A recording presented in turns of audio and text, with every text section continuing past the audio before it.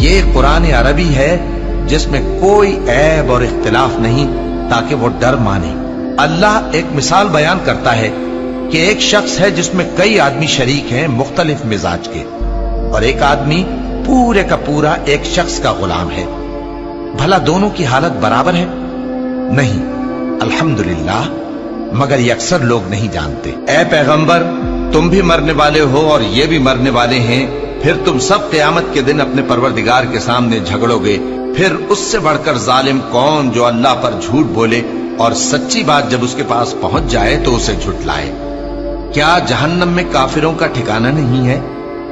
اور جو شخص سچی بات لے کر آیا اور جس نے اس کی تصدیق کی، وہی لوگ متقی ہیں۔ وہ جو چاہیں گے ان کے لیے ان کے پروردگار کے پاس موجود ہے۔ نیکوکاروں کا یہی بدلہ ہے، تاکہ اللہ ان سے برائیوں کو جو انہوں نے کی دور کر دے، اور نیک کاموں کا جو وہ کرتے رہے ان کو بدلہ دے۔ کیا اللہ اپنے بندے کو کافی نہیں؟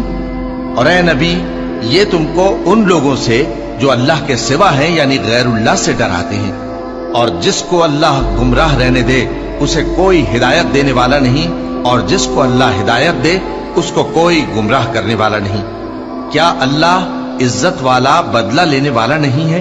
اور اگر تم ان سے پوچھو کہ آسمانوں اور زمین کو کس نے پیدا کیا تو کہہ دیں گے کہ اللہ نے۔ کہو کہ بھلا دیکھو تو جن کو تم اللہ کے سوا پکارتے ہو، اگر اللہ مجھ کو کوئی تکلیف پہنچانی چاہے تو کیا وہ اس تکلیف کو دور کر سکتے ہیں؟ یا اگر وہ مجھ پر مہربانی کرنا چاہے تو کیا وہ اس کی مہربانی کو روک سکتے ہیں؟ کہہ دو کہ مجھے اللہ ہی کافی ہے، بھروسہ رکھنے والے اسی پر بھروسہ رکھتے ہیں۔